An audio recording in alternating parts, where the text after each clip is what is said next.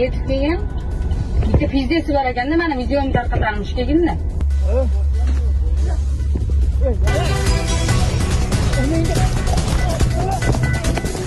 Ana nimaga bo'larman qo'limda?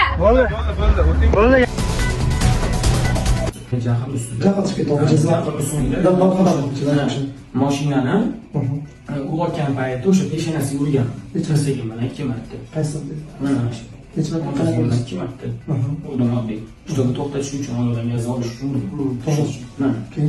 Keyin tushib yana menga tashlangan payti tekdim. Tergov bo'limi tomonidan mana shu Yashnobod tuman tomonidan jinoiy ish qo'zg'atilgan xabaringiz bor. O'zbekiston Respublikasi o'zining mana shu fuqaro nisbatan PZ-7 moddasidan jinoiy ish qo'zg'atilib, hozirgi vaqtda dastlabki tergov harakatlari olib borilmoqda va tergovdan olinmasiz qamoqqa olinmoqda, shuni bilasizmi? Davlatimizdan uzr so'rayman. Chunki jahl ustida qoidani buzdi.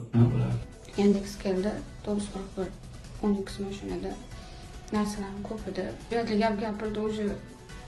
Boshqartmaydi yo'q. Mashinani to'xtating dedim. To'xtat dedim. Salom to'g'ri. Mashinani to'xtatib bo'lishib qolmadi. Bo'ldi, 40 ming bo'ldi. Shu dedi, so'qdi. Keyin ukam, dedi, jahl chiqib ketdi. O'zim aytgan gapga ukam, mayli, keyin gaplashib olamiz. Bu qo'y, mujikchacha gaplashamiz degan.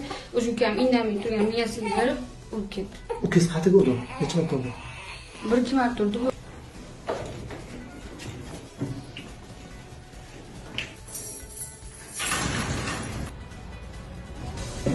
Yo'ldan bola kelib turib uryapti, so'rayotganda. Men tushganimda ularni uxlashyapti. So'rasiz, sababsiz. Sababsiz. Men o'tiraman mashinada, tushmayman. Ichki ishlar xodimi kelmaguncha tushmayman. Ichki ishlar bilan turibsiz. Oyoq turibman.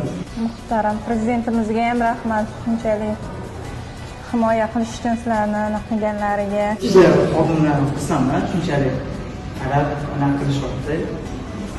Xabar olishyapti.